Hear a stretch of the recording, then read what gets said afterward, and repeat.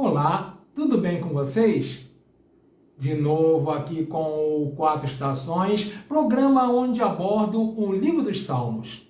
E hoje, em evidência, o Salmo é o de número 40. O Salmo 40 constitui um bom exemplo de como os problemas e dificuldades que aparecem nos alertam sobre o depender continuamente do Senhor. Davi esperava somente no Senhor. Não se sabe ao certo qual o contexto histórico deste salmo, mas é possível que Davi o tenha escrito durante os difíceis anos de exílio ou talvez nos primeiros anos de seu reinado. O salmista aqui sente que ainda tem problemas, mas que, clamando a Deus, ele que já o havia livrado uma, duas, três, quatro, cinco, N vezes, iria livrá-lo novamente. Assim, o início deste salmo constitui uma expressão de gratidão, na qual Davi relata que fora libertado não apenas do perigo, mas também da presença da morte. Deus proporciona uma incrível virada na vida de Davi. Do lodo lamacento, onde ele estivera tão perto do fim, para uma rocha onde o Senhor lhe ajudou a firmar os seus passos. Seja qual for a maneira que Deus nos ajude, Ele não exige nada mais de nós, senão que sejamos gratos pelo socorro e guardemos a bênção na memória. Bem-aventurado o homem que põe no Senhor a sua confiança e que não vai atrás dos orgulhosos e dos afeiçoados às mentiras. O mundo está cheio de pessoas orgulhosas e arrogantes que não possuem qualquer tipo de freio, não restringem o seu pensar e o seu fazer e por isso são levadas pelas correntezas do pecado. Visto que todos temos uma inclinação a nos nutrirmos de ilusões, somos tentados assim por uma quantidade infindável de maus exemplos. Fique esperto para não imitar condutas erradas. Davi ressalta que maravilhosas são as obras de Deus para conosco. Faz parte do propósito divino nos ofertar toda a beleza de sua criação. Sacrifício e oferta não quiseste, holocausto e expiação pelo pecado não reclamaste, diz Davi.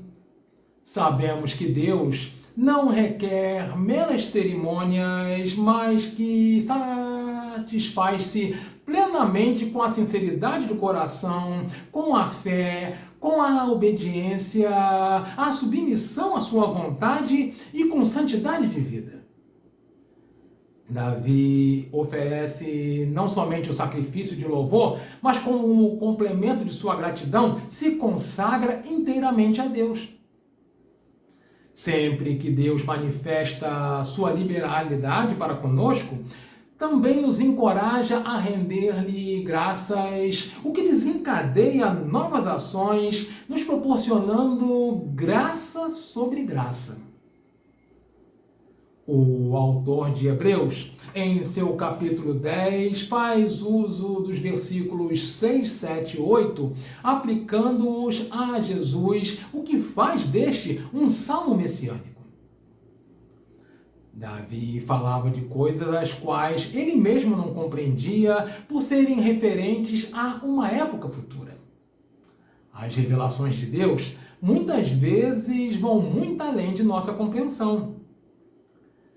Na sequência, Davi expõe que não deixou de fazer o que todo crente deve fazer, que é falar sobre a justiça, sobre a verdade, sobre a generosidade, sobre a fidelidade e sobre a salvação.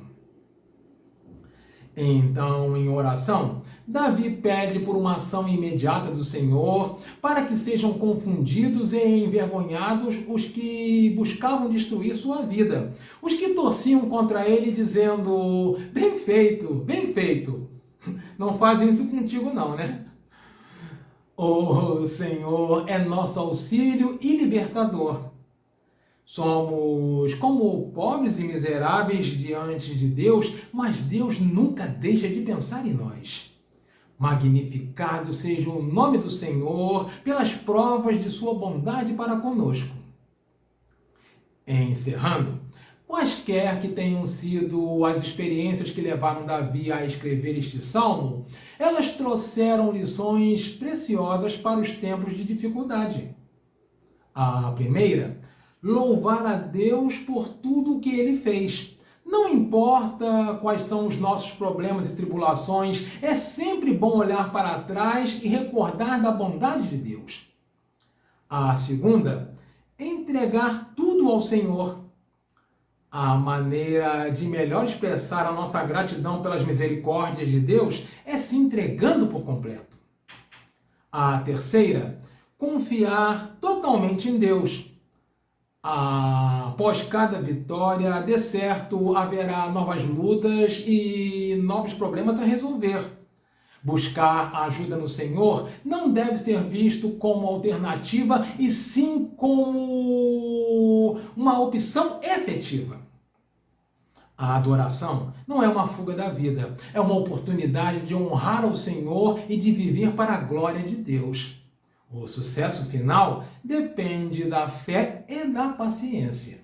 Amém? Vejo vocês então na próxima estação.